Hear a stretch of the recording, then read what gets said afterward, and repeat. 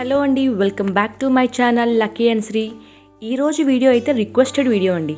First time మన ఛానల్లో ఒక రిక్వెస్టెడ్ వీడియో చేస్తున్నాము. చాలామంది ట్యాన్ రిమూవల్ కోసం బెస్ట్ టిప్ చెప్పమన్నారు. సో మన వ్యూవర్స్ కోసం నేను ఒక బెస్ట్ టిప్ తీసుకొచ్చేసాను.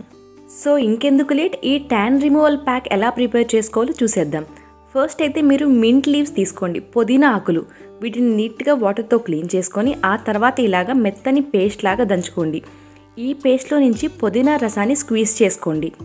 ఈ పుదీనా రసంని మీరు డైరెక్ట్గా ఫేస్కి అప్లై చేసేసి ఒక 10 నిమిషాలు ఉంచుకొని క్లీన్ చేసేసినా కూడా మీకు ట్యాన్ పోతుంది, పిగ్మెంటేషన్ పోతుంది, యాక్నీ పోతుంది, అలానే స్కిన్ చాలా బ్రైట్ అండ్గా గ్లోయింగ్గా ఉంటుంది.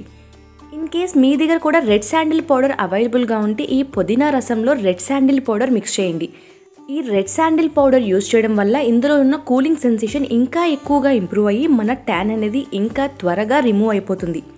ఈ ఫేస్ ప్యాక్ మీరు ఒక్కసారి అప్లై చేశారంటే మీ ట్యాన్ అంతా ఇలా చిటికి వేసినట్టుగా మాయమైపోతుంది. ఇలా చెప్పట్లేదండి నేను. ఈ ఫేస్ ప్యాక్ మీరు వీక్లీ వన్స్ ట్రై చేస్తూ ఉన్నారంటే మీ ట్యాన్ చాలా త్వరగా రిమూవ్ అయిపోతుంది. సో ట్యాన్ వల్ల ఇబ్బంది పడుతున్న ప్రతి ఒక్కరు కూడా ఈ ఫేస్ ప్యాక్ ట్రై చేయండి. ఈ ఫేస్ ప్యాక్ వల్ల నేను ఇందాక చెప్పినట్టు ట్యాన్ రిమూవ్ అవ్వడం మాత్రమే కాదు, పిగ్మెంటేషన్, యాక్నీ ఇవన్నీ కూడా పోతాయి. అలానే మింట్ లీవ్స్ వల్ల మన ఫేస్ చాలా గ్లోయింగ్గా ఉంటుంది. అండ్ సెన్సిటివ్ స్కిన్ వాళ్ళు ఒక్కసారి ప్యాచ్ టెస్ట్ చేసుకొని ఆ తర్వాత ఈ ఫేస్ ప్యాక్ని ట్రై చేయండి. ఇవి న్యాచురల్ ఇంగ్రీడియంట్సే కాబట్టి ఎలాంటి ప్రాబ్లం ఉండదు. అయినా కూడా ఒక్కసారి ప్యాచ్ టెస్ట్ చేసుకోండి.